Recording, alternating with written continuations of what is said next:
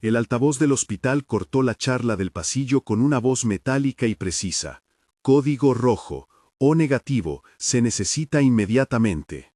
Fue como si el sonido rebanara el día en dos, antes y después. En una esquina de la sala de espera, con la chaqueta medio desgastada que todavía olía a detergente, Marcos Webb apretó la mano pequeña que tenía apoyada sobre su muslo. Lily, con los ojos hinchados por el miedo y la fiebre, miraba al techo como si pudiera reconocer allí algún mapa que los guiara fuera del hospital.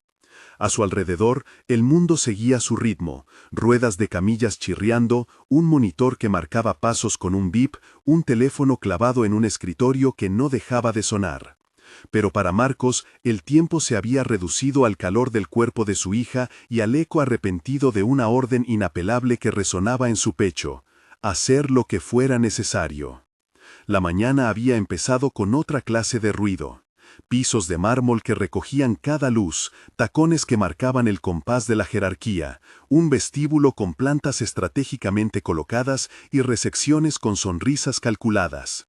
Victoria Ashford pasó junto a Marcus sin mirar atrás, como si el uniforme gris del equipo de limpieza y el badge clavado en su pecho fueran una extensión irrelevante del mobiliario.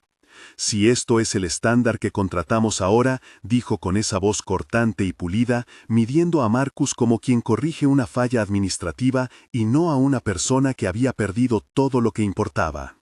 Ella no vio la forma en que Marcus sujetó el carrito, ni el temblor contenido en sus manos cuando dejó una mancha de café en la esquina de un escritorio y la limpió con una servilleta temblorosa.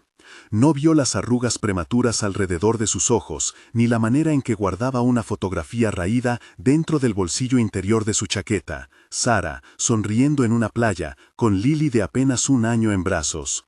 Victoria no escuchó el silencio que el cargo le imponía a Marcus desde la muerte de su mujer, ni el orgullo heredado de una vida donde la ingeniería le había enseñado a resolver problemas, hasta que la enfermedad enseñó que algunos no se arreglan con planos ni cálculos. Para ella, él era un detalle administrativo. Para él, aquel juicio era una afrenta, una estocada que dolía menos que la soledad, pero más que cualquier salario. La humillación sucedió en 5 segundos. Lo que salió de la boca de Victoria quedó flotando en el aire obnubilado del lobby, una frase que Marcus repetiría en su cabeza muchas veces durante las horas siguientes, como si se tratara de una tormenta eléctrica. Si esto es el estándar que contratamos ahora, nadie la protegió de su propia dureza. Nadie le dijo que, detrás del uniforme, había una historia que reclamaba un poco de humanidad. Marcus respiró profundo y siguió con su tarea. Así había sido su vida en los últimos 3 años: seguir adelante, contener el dolor y poner siempre primero a Lily. En la sala de espera, Lily se acurrucó más junto a su padre cuando un intercom llamó a todo el personal médico. La frase en el altavoz volvió a sonar en la cabeza de Marcus con otra cadencia. O negativo, esa sangre que no discrimina, que vale por su compatibilidad universal. Él no era médico, pero conocía las palabras de urgencia. Conocía, por los libros que había leído en noches largas, lo que significaba una transfusión en una sala pediátrica y las probabilidades que se achicaban con cada minuto. Su pulso se aceleró. Recordó la vez en que Sara lo tomó de la mano en una madrugada de fiebre y le dijo que lo único que importaba era que Lily no supiera del miedo. Habían prometido protegerla juntos y la promesa ahora había quedado en su pecho como un instrumento que debía ser afinado bajo presión. La ambulancia llegó con una sirena que parecía partirse en dos a su paso. Los paramédicos entraron como una ola que barre la calma, colocaron a la niña en una camilla y la cubrieron con una manta. «Hemorragia interna», anunció uno de ellos con la voz de quien ha visto lo que ya no se puede dejar a medias. Las luces se hicieron más ásperas, los rostros se volvieron mapas de preocupación.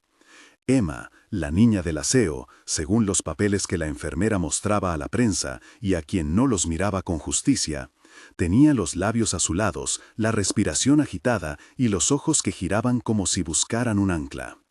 Marcus no pensó en la política de la empresa ni en sus propias heridas, pensó en Lily y en lo que había prometido a Sara. Se acercó a la camilla porque ese era el impulso que lo sostenía. La paternidad no es una palabra plana. Era un músculo que se contraía aun cuando el resto del cuerpo pedía descanso. Antes de saber si su sangre serviría, antes de conocer su tipo, Marcus se arrodilló y posó una mano sobre la frente de aquella niña que no conocía. «No vas a morir, estoy aquí», le dijo en voz baja, como si pudiera trazar con esas palabras el contorno de una calma. Lily miró la escena con ojos grandes, como si comprender que su padre pudiera hablarle así a otra niña fuera una lección de coraje. Los minutos que siguieron fueron una mezcla de profesionalidad urgente y de caos contenido. El doctor Chen apareció con paso firme, la anestesia fue preparada, se tomaron pruebas rápidas y en algún momento una voz más serena del banco de sangre dijo lo obvio, pero decisivo: necesitábamos sangre O negativo de inmediato. Una enfermera, con las manos ya cubiertas de guantes, buscó a Marcus entre quienes habían quedado en la sala de espera. Cuando lo invitó a seguirla al pequeño cuarto donde gestionaban las donaciones, él dejó a Lily en manos seguras, otra enfermera que prometió cuidar de ella, y caminó con la compostura de quien se dispone a saltar al vacío. Mientras lo llevaban por los pasillos, Marcus pensó en Sarah otra vez. La imagen de ella, sentada en la cocina de su antiguo departamento, con una taza medio vacía y el pelo recogido, le vino con una nitidez que dolía y consolaba a la vez. Recordó las noches en que discutían sobre qué era más importante, seguridad o sueños. Había renunciado a muchos sueños por ofrecerle estabilidad a su familia. Había pasado horas estudiando planos, liderando proyectos, hasta que la enfermedad de Sarah les arrebató el ritmo.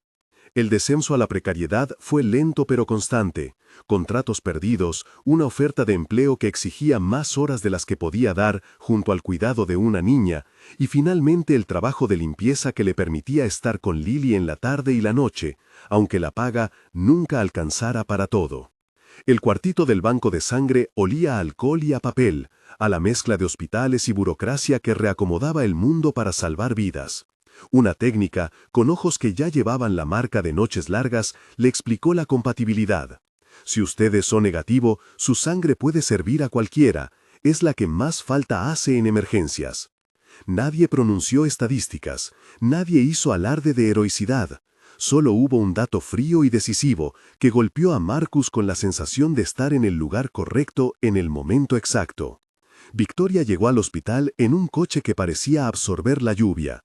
Cuando cruzó la puerta de urgencias, la fachada de control que siempre portaba se agrietó por la primera vez. Sus tacones, ese sonido repetido que había sido su marca en la mañana, sonaban ahora como un metrónomo que marcaba sus pasos hacia el lugar donde las certezas se disuelven. Había corrido desde la oficina hasta el hospital, con la máscara de la autora de resultados. Sin embargo, la escena que la recibió no le ofreció datos a su medida. Sus manos, acostumbradas a manejar cifras, temblaron cuando le mostraron la camilla. Al ver a la niña, todo el protocolo y la distancia que había practicado durante años se deshicieron en un hilo apenas perceptible. En la sala de donación, la luz tenía otra claridad, menos ostentosa que la del lobby corporativo. Allí, entre una máquina que esperaba su entrada al circuito sanguíneo y tazas descartables, Victoria se detuvo al ver a Marcus sentado en la camilla. Sus ojos buscaron primero la identificación en su pecho y luego se clavaron en el rostro del hombre que, horas antes, había limpiado el piso que ella pisaba sin mirar. Fue una de esas miradas que dicen más que una disculpa. No tuvo tiempo de tramar palabras exactas, la urgencia no le dejó espacio para metáforas ni para el orgullo que la sostenía en la sala de juntas. Solo quedó la visibilidad cruda. Él estaba allí, dispuesto. El silencio del cuarto fue una concreción espesa. Las manos que preparaban el kit se movieron en una coreografía que supo a ceremonia íntima. Marcus miró a Victoria con una calma que no era ausencia de emoción, sino otra forma de sentirla. Ella, que había pasado la mañana dictando ojos y órdenes, se encontró en la posición de pedir algo sin intermediarios. Perdón, ayuda o ambas cosas, no estaba segura. Sus labios se abrieron y se cerraron como si hubiera que elegir un idioma nuevo para lo que ahora era necesario. No dijo nada por un momento, dejó que los ojos hablasen. El banco de sangre le pidió a Marcus que confirmara su nombre y su historial. Él habló con la voz que siempre usaba para proteger lo que era suyo, concisa, sin florituras. Cuando la aguja estuvo lista y el torniquete lo apretó, sintió la familiaridad del hierro en la sangre, un recuerdo más sensorial que conceptual. No pensó en el aplauso ni en la posibilidad de reconocimiento público. Pensó en Lily, en la sensación de que el mundo debía ofrecer una oportunidad más para las niñas de su edad, una especie de préstamo que no debía ser cobrado con la angustia del mañana. Donar era un acto sencillo y a la vez trascendente. No era una redención ni una absolución por lo que le habían dicho en la mañana. Era, simplemente, un acto de responsabilidad humana. Victoria estaba parada cerca del umbral, como si no quisiera invadir una escena que era, por definición, íntima. Sus manos se mantenían juntas, temblorosas, y en su rostro se dibujaba la roja mezcla de vergüenza y prisa. Cuando finalmente habló, su voz no tenía la arrogancia del discurso corporativo. Sonó pequeña y urgente. «No sé cómo agradecerle», dijo, antes de que las palabras se le enredaran. Su mirada buscó el espacio donde la humillación del lobby había vivido por unas horas, y supo que era responsable de aquel eco. Marcus, mientras lo preparaban, la miró con la misma claridad con la que había observado el plano de un puente en otro tiempo. No buscaba humillarla de vuelta ni exigir retribución inmediata. No era su objetivo convertir aquel gesto en moneda política. Con la aguja aún clavada y la sangre fluyendo hacia la bolsa, dijo con la voz templada: «Si me ofrece algo, que sea real. No necesito caridad. Si quiere hacer algo, haga que esto cambie para los demás padres». Fue una frase medida, difícil de decir en un lugar donde cada palabra podía ser malinterpretada. No dijo perdón ni gracias como fórmula, dejó en su lugar una condición. «Lo haré, pero tiene que ser real», añadió, porque lo que ahora se necesitaba no era el fiesto teatral de una disculpa, sino la construcción paciente de una política que sostuviera a quien cargaba con una familia. La presencia de Victoria en la sala desarmó el ejercicio habitual de la jerarquía. No era un truco, era la confluencia de vidas que no se cruzaban en el día a día corporativo. Ella con su mundo de objetivos y balances, él con su mundo de horarios y pañales y noches de fiebre. En el silencio que quedó entre ambos, hubo algo más que la simple simetría del poder, hubo la posibilidad de que uno reconociera al otro como humano. Cuando la técnica conectó la bolsa y el flujo empezó a marcarse con una línea más oscura, Marcus sintió un calor extraño en la garganta. La sangre en movimiento parecía una metáfora demasiado evidente. No era dolor lo que sintió, era una certeza leve como de haber cumplido con un deber heredado. Lily, sentada junto a la ventana con la manta sobre las piernas, observaba sin comprender del todo, como si presintiera que aquello era importante, pero sin poder colocar palabra al sentimiento. En su inocencia, sus dedos buscaron los de su padre y se enredaron con ellos. Fuera del cuarto, la ciudad continuaba. Coches, discursos, la posibilidad de que aquella escena quedara solo en la memoria de quienes la presenciaron. Dentro, la cámara de la vida giraba en un plano más cerrado. Victoria dejó escapar un suspiro que era casi una oración laica, y se acercó lo suficiente como para que el sonido de su voz fuera absorbido por el silencio. «No supe verlo antes», murmuró sin saber a quién pedírselo.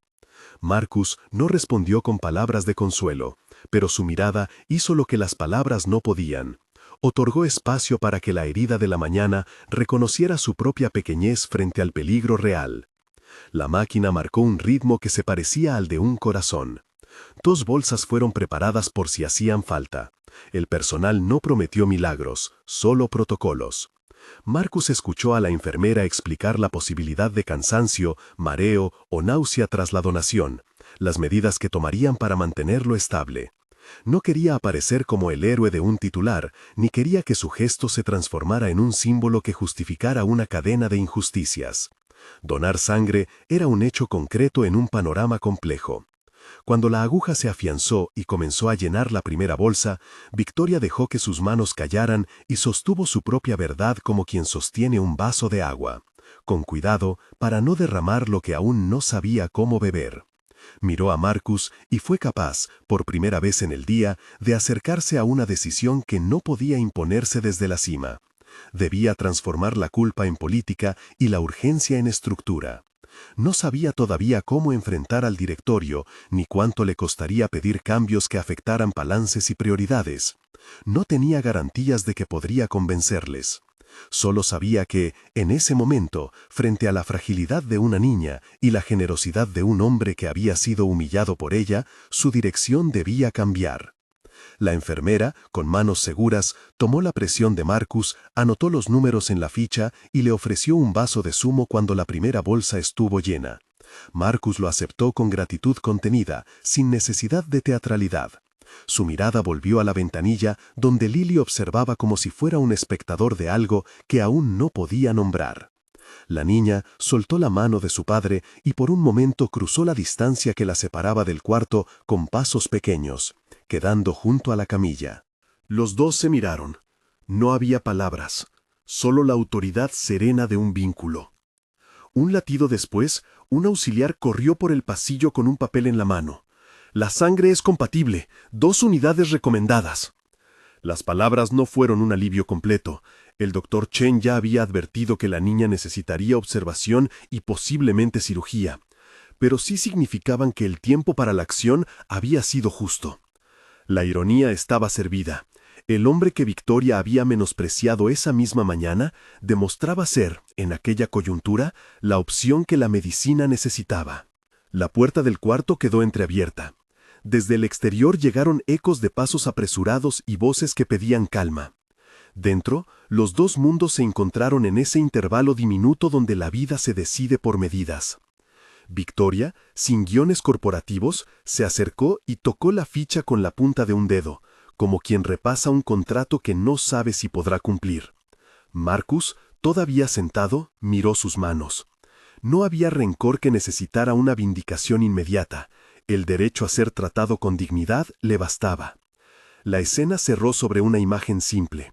La bolsa, la línea de plástico que conectaba su brazo con la sutil sombra roja que iba llenándola, y la presencia silenciosa de Victoria.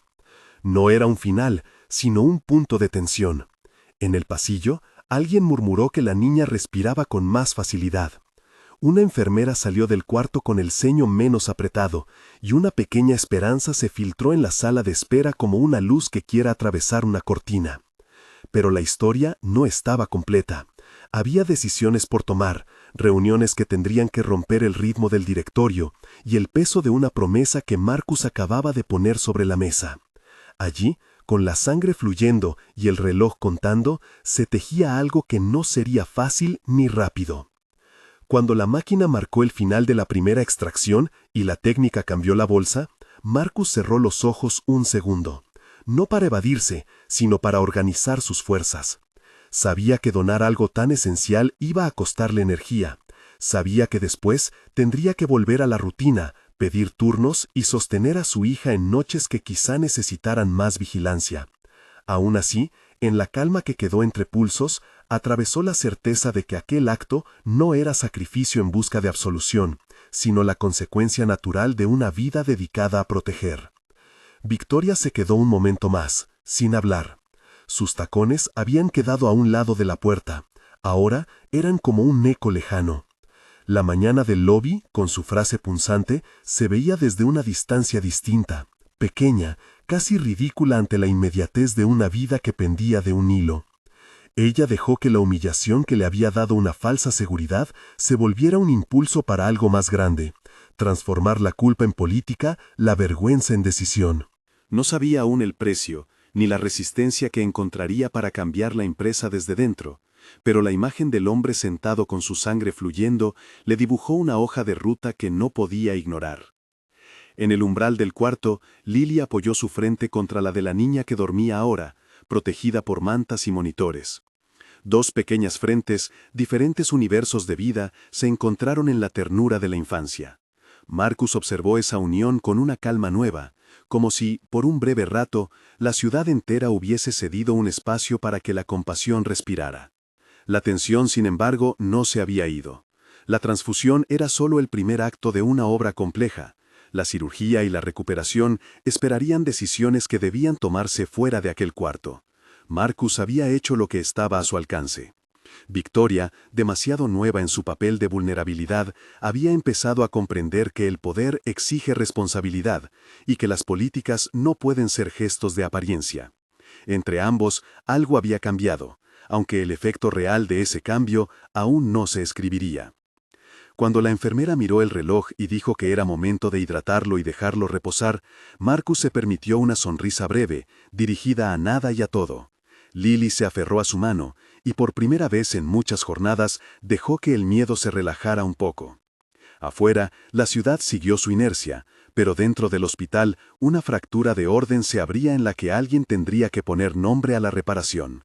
Victoria salió del cuarto, y por primera vez no buscó a un asistente que le redactara una nota. Llamó al número de la oficina con pulso firme y dijo: «Tenemos que hablar. Ahora». La frase cayó como una promesa cargada de incertidumbre. En la sala de espera, Marcus miró a su hija, y Lily le devolvió la mirada con la confianza que solo los niños regalan sin preguntar. El mundo habría de juzgar los actos con titulares y con dudas, pero en ese cuarto iluminado y estrecho, la historia apenas comenzaba a reencauzarse. Marcus sabía que lo que había hecho no borraría la ofensa de la mañana. Lo que sí podría hacer era convertir ese instante en un punto de inflexión, imprescindible para iniciar algo más grande. La aguja fue retirada con delicadeza y el vendaje colocó un punto final momentáneo a la extracción. Marcus respiró hondo, sintiendo la temperatura de su propio brazo y la fuerza que aún le quedaba para volver a la calle. No era tiempo de celebraciones, era tiempo de responsabilidades nuevas, sostener a su hija, aceptar la fatiga con dignidad y cuidar que las palabras que había pedido no se quedaran en el aire. Afuera, la lluvia dejó de ser una cortina constante y las luces del hospital comenzaron a reflejarse como promesas a medio cumplir. Dentro, en la unión involuntaria de vidas distintas, se abría un camino que exigiría mucho más que un acto aislado. La puerta se cerró detrás de Victoria, y su teléfono encendió una serie de llamadas que pronto llenarían salas de juntas. Marcus se acomodó en una silla, sujetando la mano de Lily, mientras la enfermera le ofreció un zumo y una galleta. No era heroísmo lo que lo sostenía. Era la convicción de un padre que sabe que, en las horas decisivas, los actos sencillos son los que realmente cuentan. La historia que había empezado con una humillación en un lobby y continuado con una llamada de emergencia, seguía abierta.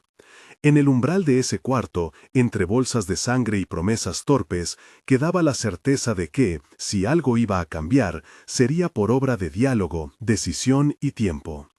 Y Marcus, con la camiseta arrugada y la mirada callada, estaba listo para seguir sosteniendo su lugar en esa trama.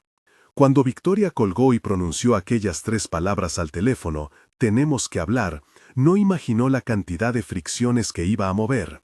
Las llamadas que siguieron no fueron triunfales, fueron tensas. Harold Weston, miembro veterano del directorio, respondió con la lógica de los balances y el escepticismo de quien cree que los problemas humanos se resuelven con hojas de cálculo. Robert Chen, más pragmático, quería saber cifras: costo, impacto esperado, procedimiento. Victoria, aún con la ropa marcada por la prisa y la voz aún temblorosa por la urgencia, no trajo al directorio una escena emotiva para prensa. Llevó un reclamo concreto que había nacido en un cuarto de hospital, entre bolsas de sangre y la mirada de un hombre con el uniforme de limpieza. La reunión fue formal y a la vez desgarradora. En la sala de juntas, la luz reflejaba el brillo del mármol, pero ya no en señal de indiferencia. Ahora pesaba como un espejo que devolvía la imagen de decisiones. Victoria abrió con un informe clínico. La transfusión había estabilizado a Emma lo suficiente para que el equipo quirúrgico considerara una intervención con probabilidades razonables de éxito. No era una promesa, insistió, era un resultado inicial. Luego contó lo que había visto. Un hombre dispuesto a donar sin buscar reconocimiento, y una familia, la de ese hombre, cargando con precariedad mientras la estructura que ella dirigía ignoraba puertas adentro muchas realidades. Harold frunció el ceño. «Estamos ante un caso singular», dijo, con la voz que había usado para moderar muchos escándalos. «¿Por qué convertir esto en política de empresa por un caso aislado?» Victoria sabía que la palabra aislado era una puerta fácil para cerrar, pero tenía algo más ahora, la presión de sus propias manos por la bolsa vacía y la voz de Marcus pidiéndole que fuese real. No era suficiente el remordimiento, quería legitimidad para sus decisiones. No es un caso aislado, replicó Victoria. Los padres solteros existen en nuestra fuerza laboral. Nuestro sistema actual obliga a muchos a elegir entre su sustento y el cuidado de sus hijos. Si lo miramos con honestidad, lo que pasó hoy revela una falla estructural, no un accidente moral. Robert, que llevaba la tabla de beneficios en su tableta, planteó una alternativa menos costosa. Un fondo de emergencia, una ayuda puntual para empleados en crisis. Parecía razonable hasta que uno de los vocales puso cifras sobre la mesa. El tamaño de la plantilla, el porcentaje de padres solteros, la rotación que genera la falta de apoyo. Victoria había escuchado tantos argumentos financieros que conocía su música. Su reto era convertir la empatía en políticas tangibles y evaluables. En el segundo día de deliberaciones, Victoria pidió algo inusual, que el directorio invitara a alguien más a dar testimonio. No quería una anécdota más, quería datos humanos. Marcus recibió la llamada con la calma de quien ya había tomado una postura pública en silencio. No buscó aplausos. Dijo que iría si se le pedía que hablara de aquello que conocía, la vida cotidiana de quien cuida y trabaja en los márgenes de la organización. El día de la comparecencia, Marcus entró en esa sala que tantas veces había pulido. La alfombra olía a formalidad. Las caras tenían la misma dureza con que ella lo había mirado en la mañana del lobby. Él no llevaba papeles con cifras. Traía una sencillez que a algunos les incomodaba porque aquello que compartía no cuadraba en auditorías. Contó la historia de Sara con la voz que ya conocían, breve, sin espectáculo. Habló de noches sin dormir, de facturas que se retrasaban, de la decisión que tuvieron que tomar cuando las medicaciones eran más caras que la renta. No buscó compasión. Habló de soluciones prácticas. Un día del trabajo perdido vale mucho más para quienes no pueden costear una guardería de emergencia. Un turno flexible evita la necesidad de renunciar al empleo. La seguridad médica da tranquilidad para no poner la salud en una ecuación de riesgo. Hubo silencio cuando terminó. Victoria, que lo escuchó de pie, sintió que las palabras de Marcus eran una especie de informe técnico, pero más certero que cualquier tabla. No habló de filantropía. Dijo que el gesto del hospital no podía ser un parche, debía inspirar una estructura con budget, métricas y plazos.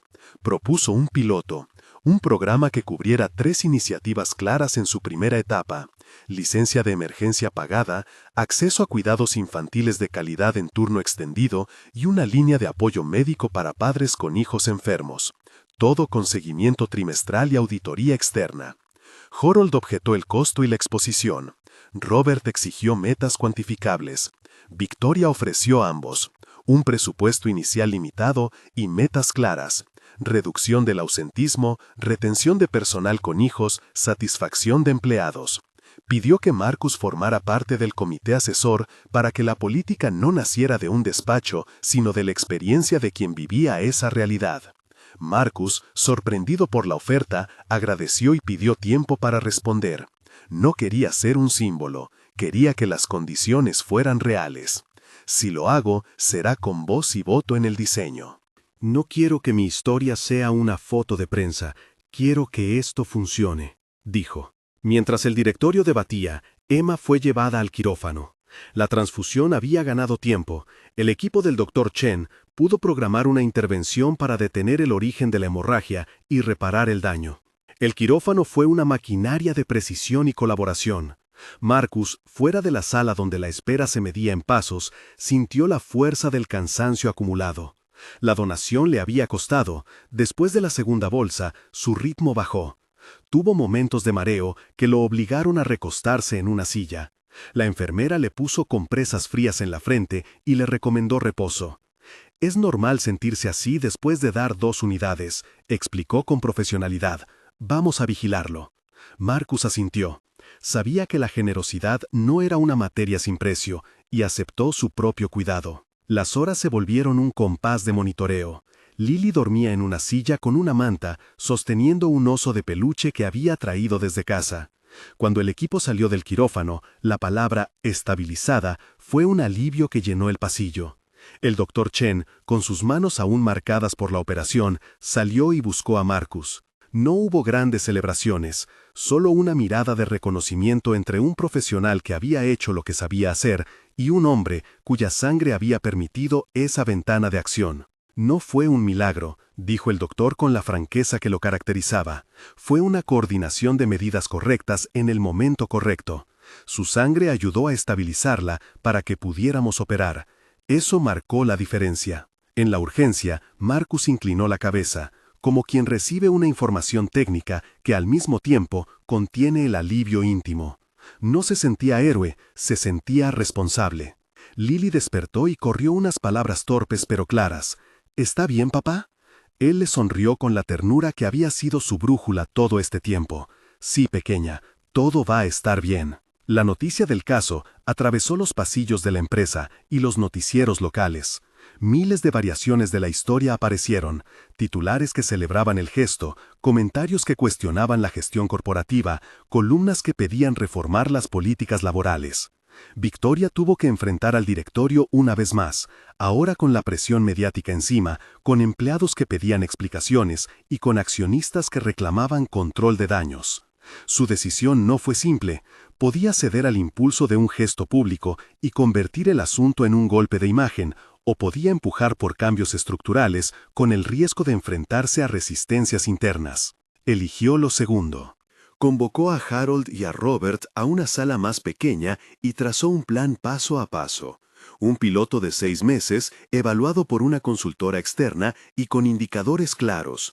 Un fondo inicial que no descartara en absoluto la necesidad de control fiscal, pero que fuese suficiente para cubrir la primera etapa.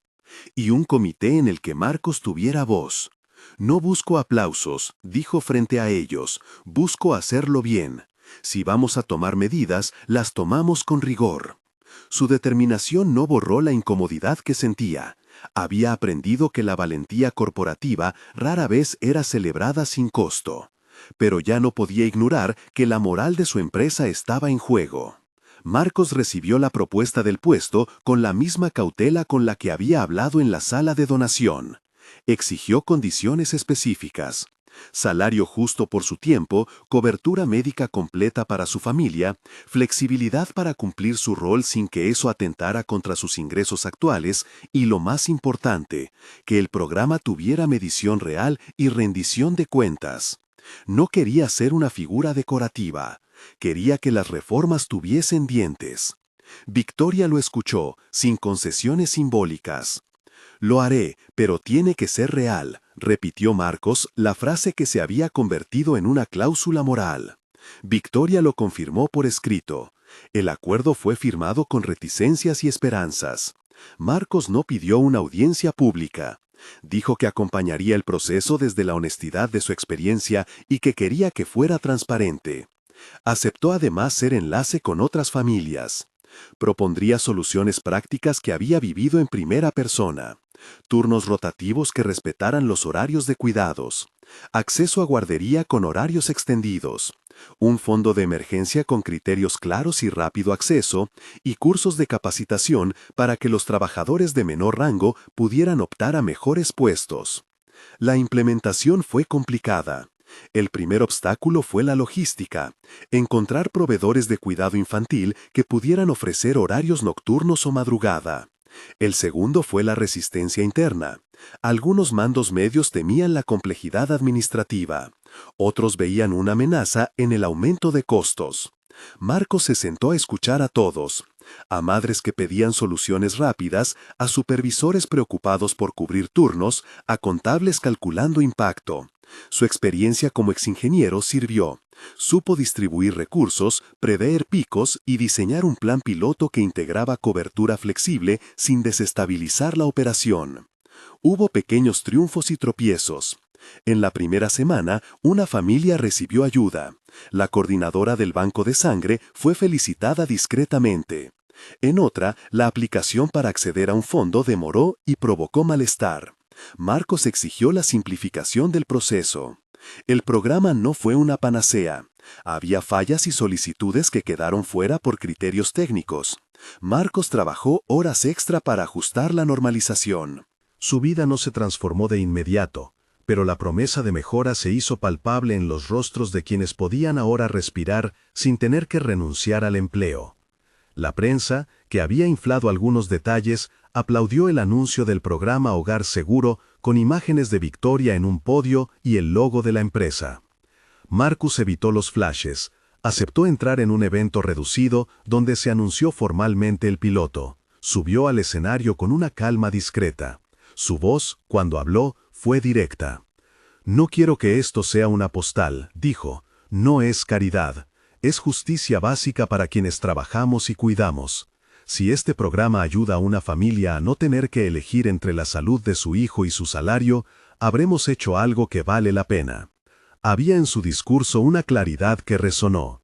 Victoria, que tomó la palabra después, no habló de balances, habló de responsabilidad.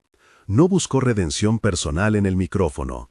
Dijo que la empresa asumiría un compromiso a largo plazo y que tendría auditoría externa para asegurar que los fondos llegaran a quienes realmente los necesitaran. Harold permaneció serio, pero el voto de confianza se consiguió por un margen angosto. La estrategia de comunicación fue deliberada, menos fanfarria, más seguimiento. Marcus insistió en que la publicidad no fuera el centro. Querían que las mejoras fuesen medibles. Por primera vez en años, en las reuniones de recursos humanos se hablaba de reducción del estrés de los trabajadores, de retención y de cultura. No era una solución total, nadie lo pretendía, pero era un paso con contornos definidos. Mientras eso sucedía fuera, la vida íntima de Marcus recuperó su pulso. La fatiga posdonación lo hizo cuidar más de su cuerpo. Tuvo días de mareo que lo obligaron a quedarse en cama y recibir la visita de una enfermera del hospital que le recordó la importancia de la hidratación y el descanso. Lily, robusta en su inocencia, convirtió las tardes en pequeños rituales de lectura y dibujos. A veces, se sentaban frente a la ventana y miraban la ciudad encenderse, y Marcus decía cosas sencillas, como quien traza un mapa de seguridad para su hija. Siempre vamos a cuidarnos, juntos. Emma despertó de la cirugía con parpadeos lentos y la presencia de su madre a su lado. Victoria lloró sin escándalo, con la mirada que no buscaba testigos sino alivio. Marcus entró a verla con discreción, no buscó protagonismo, solo la posibilidad de saludar.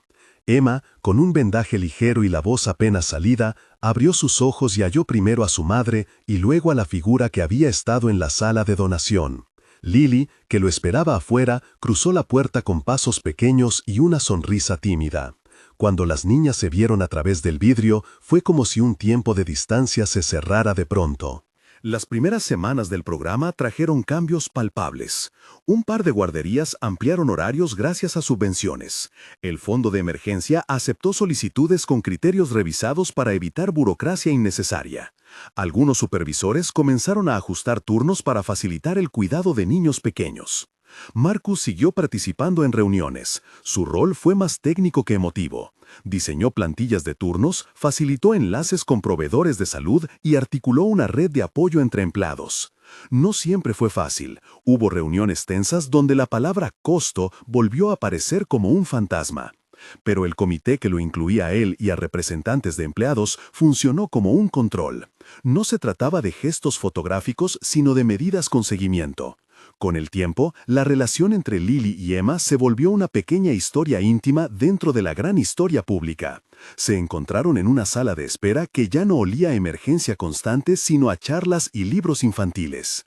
Construyeron un juego en el que intercambiaban coronas hechas de papel y compartían bocadillos. Hubo una tarde en la que Victoria, sin que los fotógrafos lo supieran, se quedó un rato más en una sala donde las madres reían con los niños. No fue una escena para titulares, fue una escena para recordar. Aprendió a mirar sin dividir por estatus. Meses después, el programa publicó su primer reporte, una baja en el ausentismo en los equipos con más padres, una mejora en la satisfacción reportada por empleados con responsabilidades de cuidado y una reducción en la rotación entre los trabajadores más jóvenes. No fue un cambio total, pero fue estadística con nombre propio, realidades mejoradas en casas donde antes se sufría en silencio. Algunas voces críticas siguieron, pidieron más inversión, cuestionaron la escala. Victoria aceptó las críticas y pidió más tiempo. Dijo que la transformación institucional no se mide en un trimestre. Marcus, en esos meses, se cansó menos de la vista cuando la ciudad amanecía. La empresa le ofreció un contrato como asesor comunitario con salario, seguro para Lily y la posibilidad de horario flexible. Aceptó con la discreción de quien no quiere ser símbolo sino actor. No quiso tener una oficina con vistas, prefirió una sala compartida donde pudiera recibir a trabajadores que necesitaban orientación. Allí escuchó historias distintas, un padre que no podía dormir por turnos nocturnos, una madre que necesitaba continuar con una formación profesional, un hermano que luchaba por encontrar guardería plena. Marcus usó sus manos, su experiencia y sus palabras para construir soluciones prácticas. El clima social dentro de la empresa cambió a paso de hormiga. Se multiplicaron las conversaciones sobre dignidad laboral, apareció la noción de que un trabajador es algo más que un costo lineal. Algunos ejecutivos, que al principio se mostraron renuentes, terminaron reconociendo que un personal con menos estrés y mayor seguridad retribuía en productividad y clima laboral. La reacción pública fue moderada. Quienes habían celebrado la iniciativa en titulares ahora se interesaban por los números.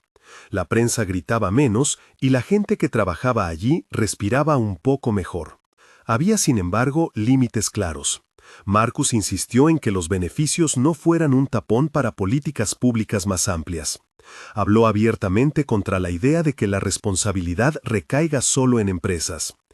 Esto no es la solución final, decía en reuniones públicas y privadas. Es un ejemplo de cómo se puede empezar. Sus palabras devolvían la discusión a su centro. La dignidad humana no se compra con titulares. La ceremonia de lanzamiento, unos meses después, fue medida. No hubo alfombra roja. Hubo música suave y caras conocidas. Empleados, líderes comunitarios, voces del sector social. Marcus subió al escenario por invitación de Victoria. No hubo discursos grandilocuentes, hubo testimonios. Una madre contó cómo, gracias al fondo de emergencia, había podido pagar una noche de hospital sin perder su empleo. Un supervisor explicó cómo la rotación se había reducido y lo que eso significaba para sus equipos. Victoria habló de responsabilidad y de deuda moral. Hoy convertimos un error en una estrategia de cuidado, dijo. Su voz no buscó absoluciones, hizo compromisos y se presentó dispuesta a rendir cuentas. En el público, Harold Weston aplaudió de forma moderada. Robert Chen, que había sido crítico, reconoció la mejora en indicadores. No todos los directores estaban emocionados, pero la votación para continuar el programa con aumentos paulatinos de presupuesto se aprobó por mayoría. Marcus se mantuvo firme en una cláusula esencial: auditoría externa y participación de empleados en el comité de evaluación. No quería que la iniciativa se convirtiera en un acto paternalista, quería responsabilidad y continuidad. La acción tampoco borró las cicatrices privadas. Marcus sufrió días de cansancio profundo, y hubo una tarde en la que tras una jornada larga perdió el equilibrio y se detuvo un segundo antes de caer. Lily y la comunidad que lo rodeaba lo ayudaron a recomponer el ritmo. Las enfermeras del hospital lo instruyeron sobre medidas de autocuidado para donantes frecuentes. No se confundiría la heroicidad con la explotación. Ese era uno de los peligros que Marcus había advertido desde el primer momento. Que su gesto se usara para justificar condiciones laborales injustas.